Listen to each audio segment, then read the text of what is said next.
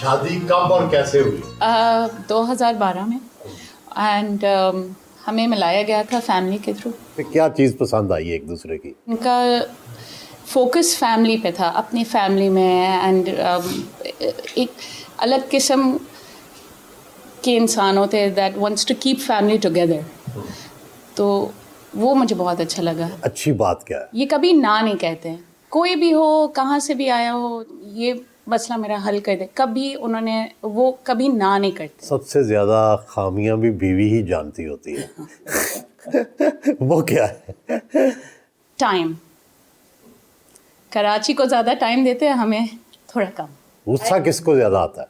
दोनों को ही आता है। तो कौन ऊंचा बोलता है? We never raise our voices at each other. हम खामोश हो जाते हैं, टाइम लेते हैं। तो अगले को कैसे पता चलता है? खामोश होने से तो पता ही नहीं चलता। वो सुहेल भाई पता चल जाता है। इन्हें क्या पसंद है खाने में? नारी। आप पकाती हैं खुद के पकवाती हैं? नहीं, मैं पकाती भी हूँ, पकवाती भी हूँ। माँ का खाना ज़्यादा याद तो नहीं करते?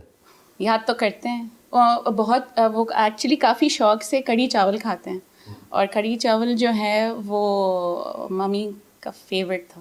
बेटे, क्या आपके बाबा क्यों अच्छे हैं? हमारे साथ खेलते हैं। अच्छा। और मैं उनके साथ वॉक पे जाती हूँ, और मेरे बाबा मेरे भाई को चिढ़ाते हैं ज़्यादा, और फिर वो रोने लगता है।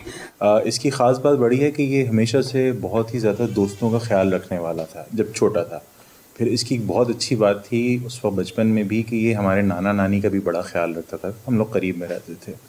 तो यही तमाम जो इसके अंदर आदतें हैं ये आगे भी ट्रांसफॉर्म हुई। अब ये माशाल्लाह 40 साल का हो गया है और एक अच्छी पोजीशन पे है। इसकी सबसे अच्छी बात है कुंभा परवर आदमी है, ये सबको साथ लेके चलता है।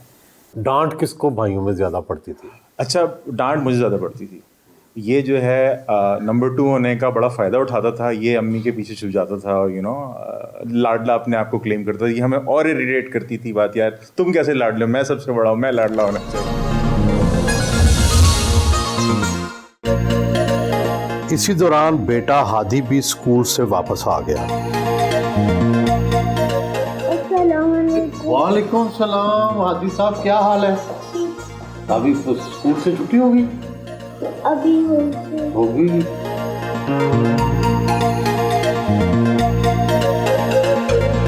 घर से रवाना हुए।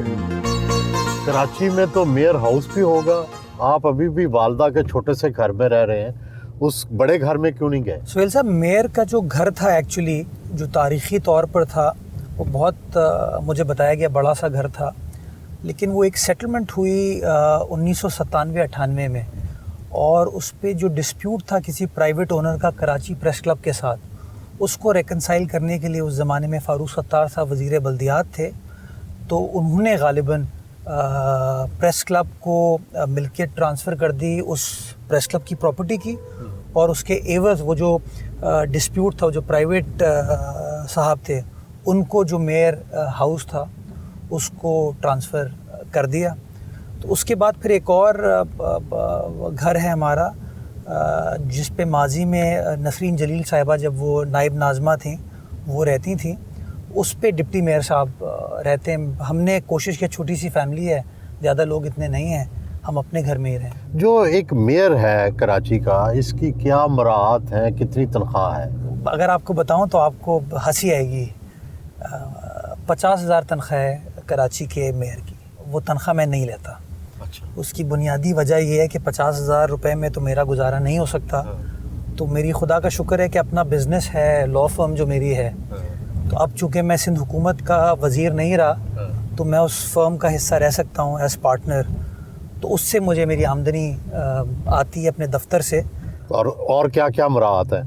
सर, पेट्रोल मिल जाता है, गाड़ी जो है वो उसके हालात बड़े मखदूश हैं, तो मैं फिर कोशिश करता हूँ कि उस गाड़ी को इस्तेमाल ना करूँ। किन बातों पे आप खुश होते हैं? कभी किसी जगह पर जाऊँ और कोई आदमी आके अगर कह दे कि यार आपके वालिदैन बड़े अच्छे लोग थे, खुशी होती है। कुछ लोग कहते हैं कि शहर में अच्छा काम हो रहा है।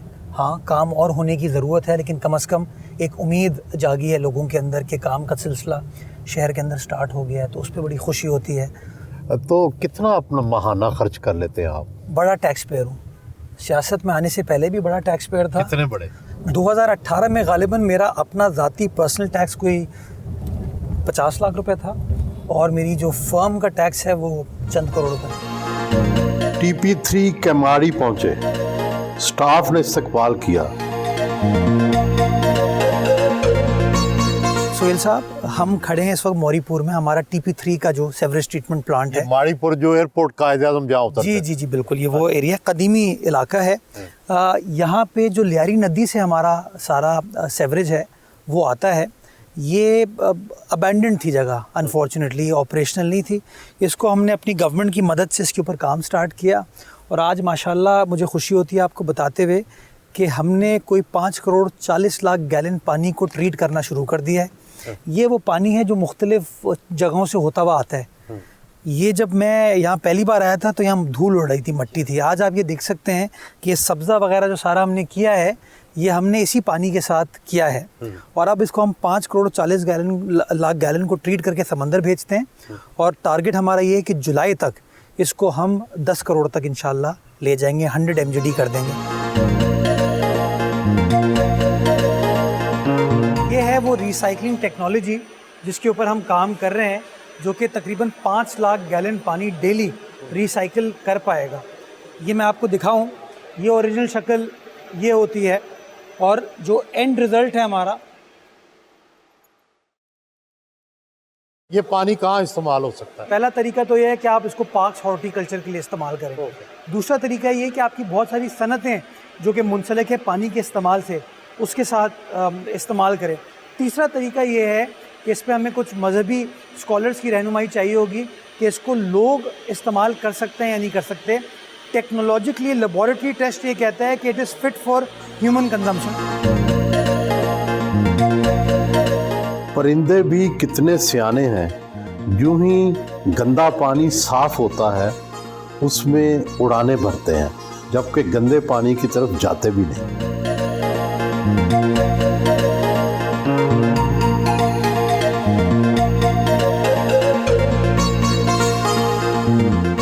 हम उस संगम पर बैठे हैं जहां ट्रीट शुदा पानी जो सीवरेज का है वो नहर की शक्ल में समुंदर में जा रहा है।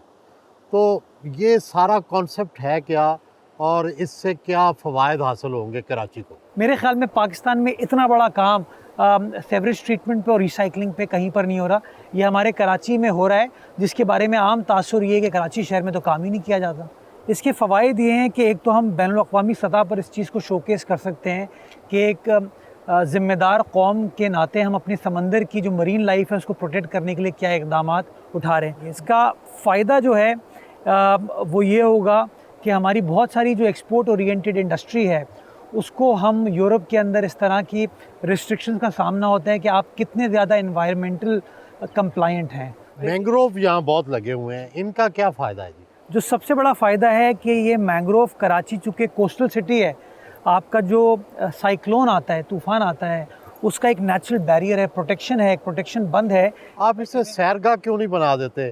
शहर में इतनी बड़ी जगह है, खाली है, पानी है, लोग देखें, घूमें। जब मैंने इसके ऊपर काम स्टार्ट किया मुझे किसी ने ये मशवरा दिया कि इसको मैं गोल्फ कोर्स में कन्वर्ट कर दूं, बिकॉज जो पीछे हमने ग्रीनरी की है वो बड़ी कामयाब हुई है। मेरा अपना ज़ाती ख्याल ये है कि इसको कोई ना कोई पब्लिक प्राइवेट पार्टनरशिप इनिशिएटिव हमें लेना चाहिए ताकि पब्लिक यहाँ पर आ सके और इस चीज़ से महसूस हो सके। मैं एक और चीज़ चाहता हूँ कि जो मैंग्रोव है, इस मैंग्रोव के ऊपर एक स्काई ब्रिज बनाऊँ मैं, वुडन ब्रिज हो जिसमें कोई ग्लास स्ट्रक्चर भी हो कि लोग इस मैंग्रोव के ऊपर चहलकदमी कर सकें, वॉक वगैरह भी कर सकें, वो टिकटॉक वगैरह और सेल्फियों का जो आजकल क्रेज़ है उसको पूरा कर सकें, बिकॉज़ व्यू आपके सामने कितना शानदार है। तो ये चीज़ अंडर कंसिडरेशन है। ब्यूटी में आपको क्या पसंद है? खूबसूरती में, इंसानी हुस्न में? आंखें पसंद हैं। आँखों में क्या ख़ास चीज़? आंखें बोलती हैं। अच्छा, क्या कहती हैं? वालदा की आंखें तो डांटती थी। अच्छा।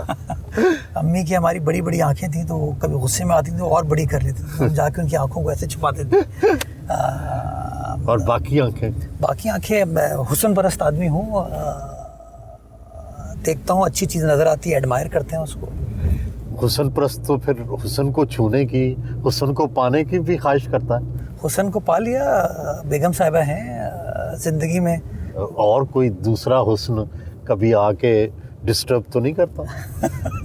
अगर डिस्टर्ब करता भी है तो टीवी पे तो नहीं कहूँगा। नहीं, किस तरह काबू पाते हैं? ये कैमरा बड़ी ज़बरदस्त चीज़ है। हाँ। हर जगह हमारे साथ तो अब कैमरा चल रहा होता है, तो अब तो देखते हुए भी डर लगता है। गुलाम हुसैन खालक दीना हॉल एंड लाइब्रेरी पहुंचे। फूल पेश किए गए। खालक दीना हॉल कितना पुराना है और क्या अभी आपने इसको रिस्टोर किया है? उसकी क्या वजूहात है और किस लिए इस्तेमाल कर रहे हैं?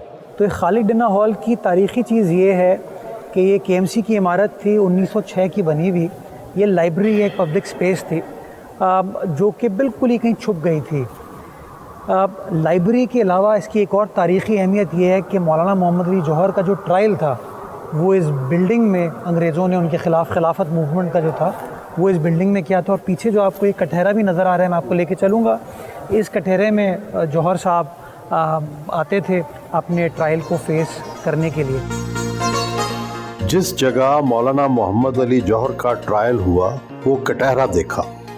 ये जो है ना सर, ये अब हमारा जैसे तकसीम स्क्वायर है ना, उस तरह का टारगेट है हमारा। ये एक हक्कानी चौक का एरिया है। ये बिल्डिंग एग्जिस्ट करती है। इसके अतराफ़ में अब हम लोगों की मदद के साथ हम एक कॉन्सेप्ट लेके आ रहे हैं कि we will transform this into a cultural space.